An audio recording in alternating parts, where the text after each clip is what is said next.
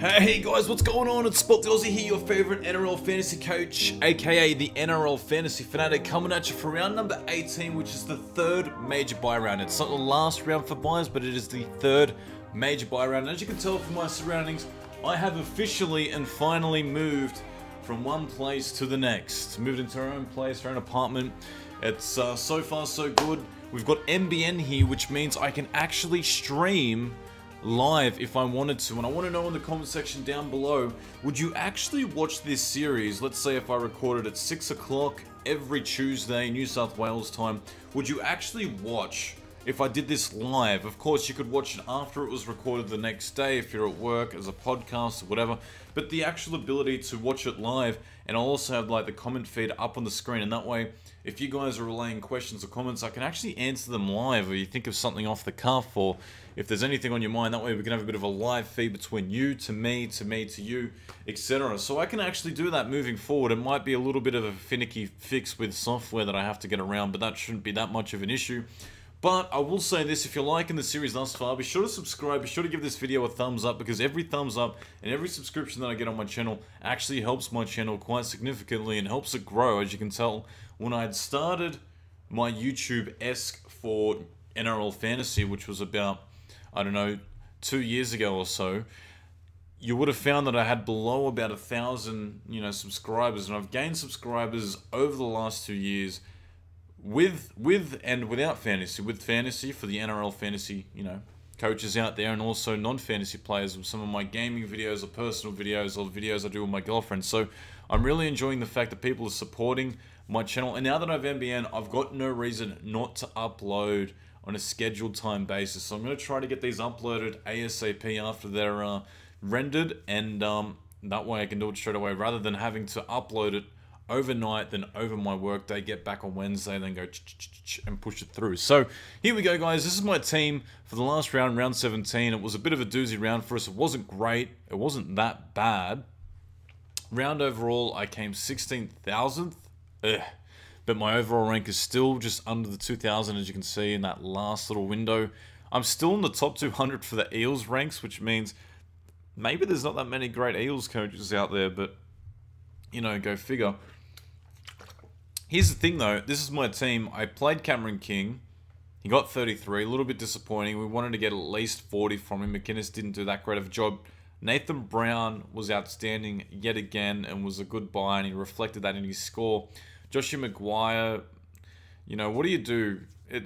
That's one of those things where we always get guys who aren't going to play up to their average necessarily, but also get injured at the start of the games. That's the difference between you winning a round, losing a round, or coming first or second, sometimes. Martin Tapau was another trade-in, disappointing 32, and if you have a look at his game log, it's not often that he gets below 40, so to see that come up in the game that we actually traded him, as much as many other people as well. There was about 4,000 people that picked him up. 10 people sold him. I don't know who that is, but someone did.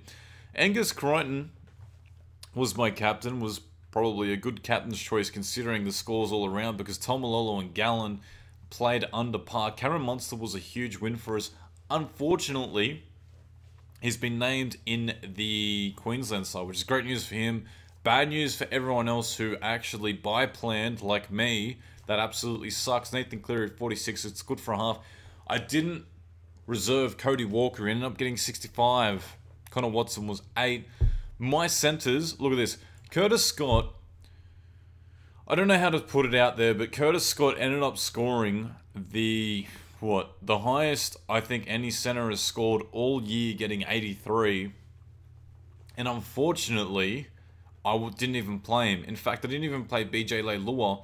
The two centres that I did play got good scores, 46 and 42, but they played under par to the two ones I benched. So, that's always going to be one of those things. And it's amazing to see Curtis Scott in, the single 3 rounds that he's played is almost my highest valued centre, $297,000. With a break even of -31. So he's definitely going to surpass, Shoni Matalia and BJ Leilua in this next game, even if he only scores, around 30 to 40. So, that's a disappointing result for us. But Jarryd Hayne did well, 51. Dylan Edwards was a great buy, and I hope many of you picked him up. It looks like he's peaked. He's still got a little bit more money to go, but I wouldn't bother picking him up now. I think there's better players to pick up if you've missed the boat for $400,000, of course, in Roger Tuivasa-Sheck. See, that Dylan Edwards is still more of a value than Roger Tuivasa-Sheck or any of my wing fullbacks combined. So, not combined, but by themselves. So, what are the trades I'm looking at this week? Now, I'm bringing in DARCY LUSSICK because he's a cash out. He's also playing at lock for TRJBOJEVIC. He's not going to score as well as TRJBOJEVIC, like, let's face it. He is going to play lock, so I'm expecting a good game from him. There are other options, and the way you can look at other options for people who to buy out that are just going to play the next round is you filter by the position that you need, go low to high, and click available, and look at the guys in green.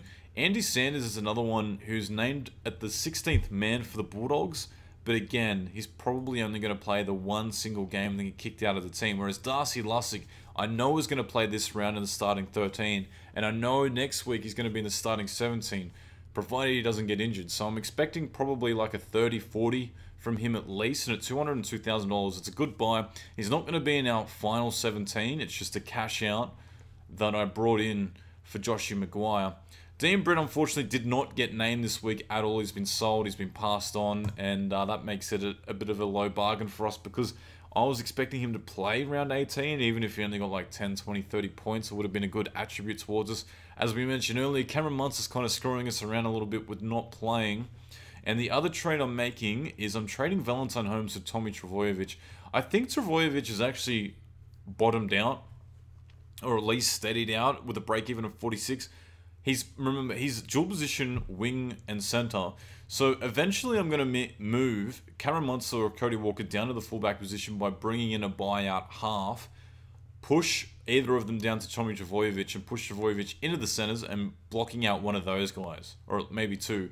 And that way I've got Jarryd, Hayne and TRJBOJEVIC who I can link between centre and wing fullback and move them around.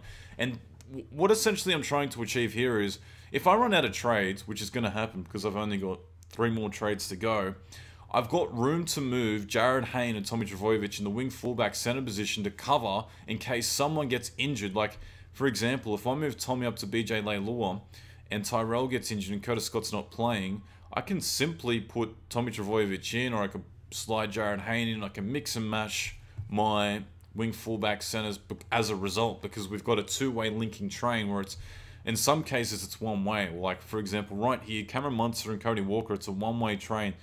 They have dual position, but they can't move down and back and forth to cover for each other in the absence of one another. So that's going to be a good thing for me. I'm going to have a link between my wing fullback and centre, and also another link between my halves and wing fullback. So that's something to look out for as well.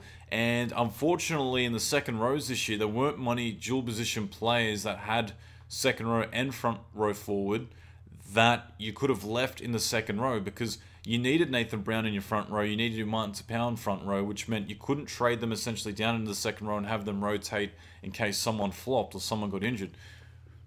That's because there's not many good front rowers. I mean, you look at front rowers as a total: Andrew Fafita, Aaron Woods, Felise, Kaufusi, Aiden Tolman. I mean, unless you've got all 4 of them, you're not going to have any dual positions in your second row in order to flip up there, if you know what I'm trying to say. It's a bit of a shame with Felise Kaufusi. Trading him out, looks like everyone's trying to buy him back into the team, and with good reason. The guy is an absolute scoring machine, and I think he's good to go. Unfortunately, because I've already sold him due to the fact that he was starting to go to the bench, I don't feel like I want to bring him back in because I'm, picking up the pieces. Not to mention he's going to miss round number 19. So I've got how many players playing? I've got 3, 4, 5, 6, 7, 8, 9, 10, 11, 12, 13, 14, 15 players playing this week, which is a good number considering this major buy round actually misses a lot of the teams that essentially a lot of people would have had, or a lot of the origin players a lot of people would have had. So to have that many people playing means that I can also do the Captain's Loophole, and if you don't remember how to do the Captain's Loophole, go back to round number 13 video where I showcased how to do it. And in this case, I'm going to be doing Angus Crichton and Nathan Brown. So Angus Crichton is my vice because he's playing first, and Nathan Brown's going to be my captain. And if Crichton doesn't get around the 60 mark without being doubled first, as being, the vice captain, then I'm going to, trade him out and bring in Nathan Brown and hope for the best there. And given the fact that the Parramatta Eels are playing a second-tier side of the Melbourne Storm, we might see Nathan Brown get across the line for the odd try, rather than not playing against a fully equipped, top three, or the big three, Cooper, Slater, and Smith. Also, there are other positions that they're having to field in because of how many players, like Munster's out, Nelson's out.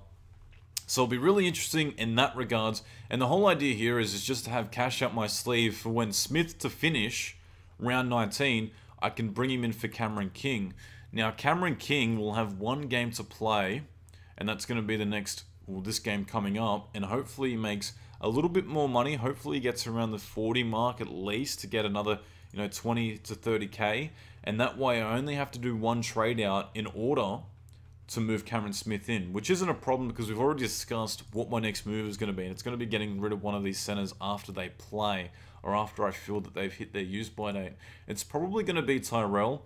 Now, Tyrell's been a great player for us. Like, let's not forget, look at his scores: 42, 58, 38, 32, 19, 42. Great scores all throughout the season, especially for a center, but he might get benched. That's the reality of that team at the moment. So I'm looking to do that. I can also do that for Sione Matautia, but Sione Matautia plays both the bye rounds. And originally we spoke about trading him out, but it seems to be that he had some sort of a weird way where he stayed in my team. On another flip note, guys, other exciting news is that Rugby League Live number 4 is going to come out very shortly at the end of this month, I believe the 27th of July. I might even reach out to see if I can get an early copy and do a couple of videos for you guys. I'm not sure if they're going to, give me the thumbs up in order to do that, but I think it'd be great to kind of get my hands on a copy and do some early vids and give my opinions or game reviews like I've done previously with other games. I'd also love to see how you guys are traveling, so let me know in the comment section below how things are going. And before we move away from that, let's have a look at the number 1 team of the moment, which is the Dream Team 7 or 777. C. Delaney, I'm going to guess it's Chris Delaney. Let's have a bit of a look at his team and how he's traveling. Are we going to be able to catch him? Probably not, given the fact that we are effectively 1,000 points shy of him with so many rounds to go. But let's have a bit of a closer look at his particular team. He's going to have Robbie Farah playing, all these other players playing, even Jesse Bromwich. I thought about bringing in Jesse Bromwich, but I don't know. Jesse Bromwich's seasons doesn't seem to be the Jesse Bromwich of old, and he seems to be plagued by an injury at the moment, so I don't really see the need to go and grab him, and I think it's going to be a bit of a downside for him. He's got Felise Kaufusi. He's actually got quite a number of people out. He still has Corey Harawire-Naera. Oh my god, I'm completely milking that name for sure. He's got Angus Crichton like we do. His halves are going to be a little bit rusty with just Nathan Cleary, Sione Matautia, Tyrell, Dylan Edwards, and Cody Walker. So how many players does he have before trades? 1, 2, 3, 4, 5, 6, 7, 8, 9, 10, 11, 12. So he only has 12 players, and that's without trades. And he might be running out of trades just like we are, and like everyone else out there at the moment. So make sure that you evaluate how many trades you have before you make any trades to go. But that's pretty much going to be my quick wrap up of this round. And as I mentioned last video, everyone was talking about bringing in Lewis Brown, but Lewis Brown didn't end up serving up any of his goodies for his coaches. He played the full 80 minutes. He's got 30 points up his sleeve. He will not be making a game this round. So a lot of people bought him out as a cash out because he was going to be playing the round 17 and 18 and hopefully in the second row position for Kotasiranen.